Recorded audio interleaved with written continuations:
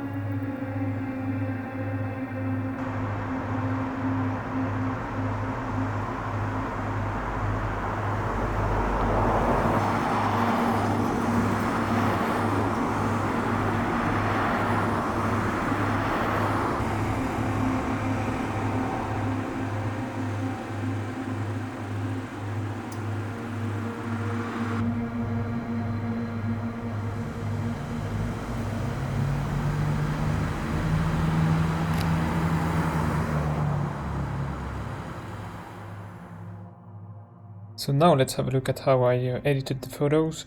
Here I made a virtual copy of this shot that appeared in the video. So this is the final edit, and now I have a new blank copy of that, and I try to replicate, maybe not 100% like the one in the videos, but at least go into the same direction, and I lead you in the process, so you'll see what kind of settings I'm using to create this kind of look. So the first one is the lens correction tab. As you can see here, I haven't checked anything because recently I like to keep it like this. Lenses have their own character and vignetting and distortion, and recently I like to just leave it like this because I feel like for example, the vignetting from the lens itself looks better than the vignetting you had in post with Lightroom. So for now I leave it like this. Transformation, sometimes I use auto. Every time I have a look at least at how the result is, and here it looks really great. I like the fact that on the building now the lines are really straight. And last thing, I did a 16:10 crop, and from now we can go into the edit. First thing, I wanted this image to look a bit more green, and by default the tint was at +33, which is way too high in my opinion, so I reduced it quite a lot to 0. And first thing I like to do is increase the exposure to see a bit more what we are working with, especially because most of the time I'm underexposing my pictures. So let's bring it to 140. Here the highlights are a bit too blown out, but we'll correct that really soon. Also the contrast, I like to decrease the contrast here, and we can already see a bit more of what is in the picture. So now let's reduce the highlights to -25, should do the job. Let's bring back a little bit of the shadows, but here we are dealing with a night picture, and I don't want it to be like a HDR picture. I still want it to look like what you see actually in the streets when we are walking and wandering in nights. So increase, but only by a little bit. 25 is maybe a bit too more, actually. 20, it's good. The whites, let's reduce it a little bit to keep information in the highlights, and the black, let's bring them to +5. And a big part of the look is dealing with the texture, clarity, and dehaze. Here my Lightroom is in French, but correction de voile means dehaze. And to get this kind of dreamy look, you have to decrease the clarity by quite a bit.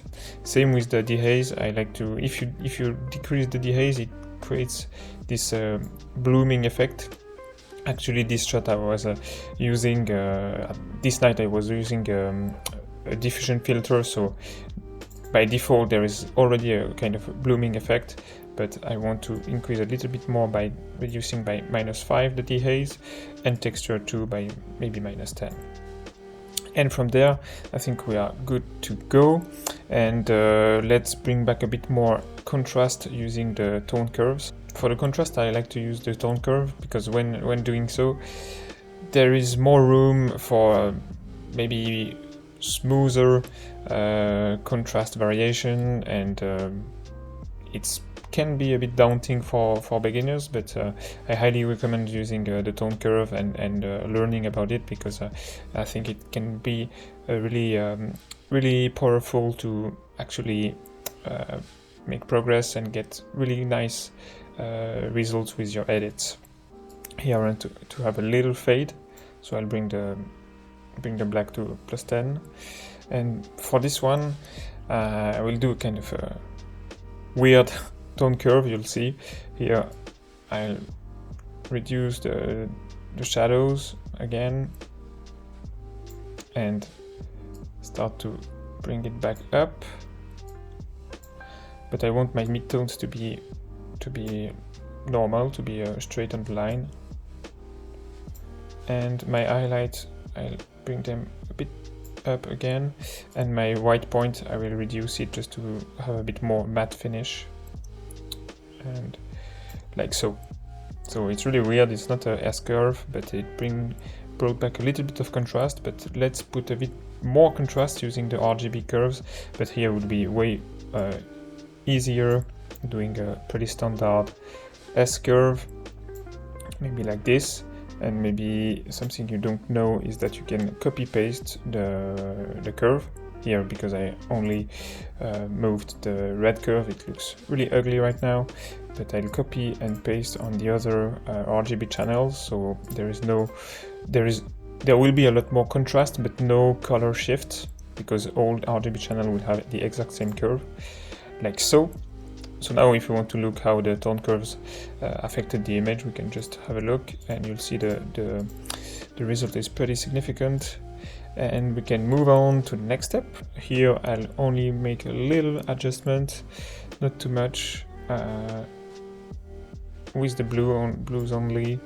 And I like to use the blues to use the saturation of the blue to see what effects it has on the image, and you'll see that here it brings a bit more light, probably a bit more contrast, and I like it at +20 roughly.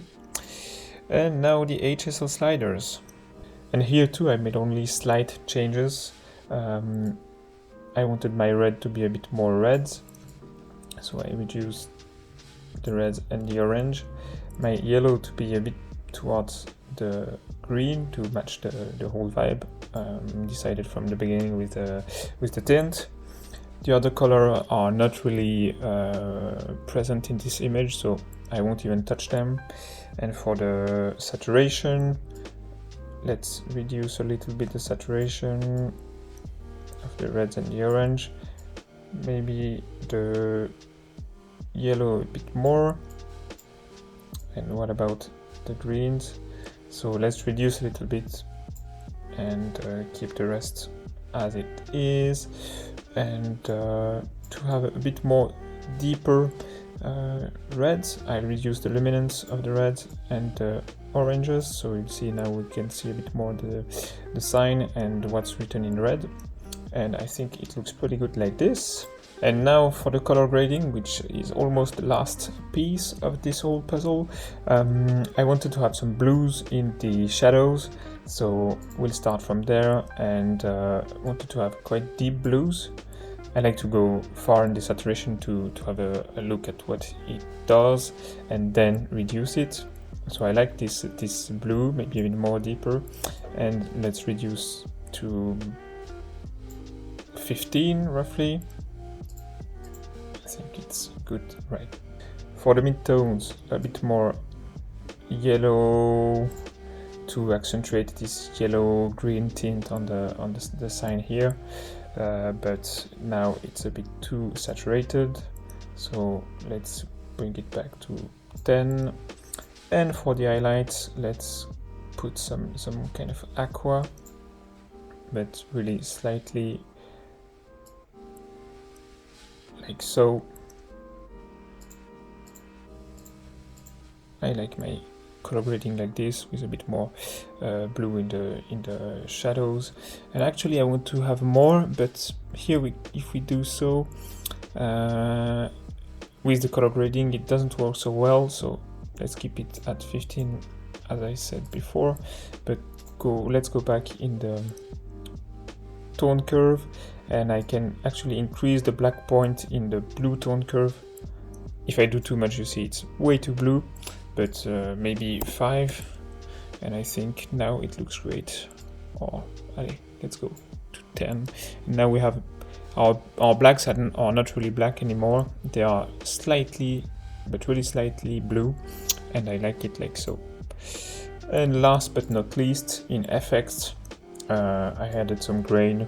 This is up to you. Recently I'm into this grain and the film emulation, so I like my grain at 30 with a size of 50, and this one, I don't know the English word, sorry, but at 70.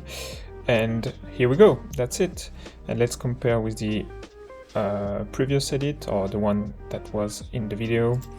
And so this is the one I just did, and this is the one in the video, so you'll see it's pretty similar.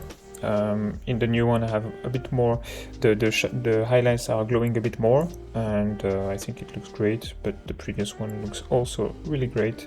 And that's it for today, I think.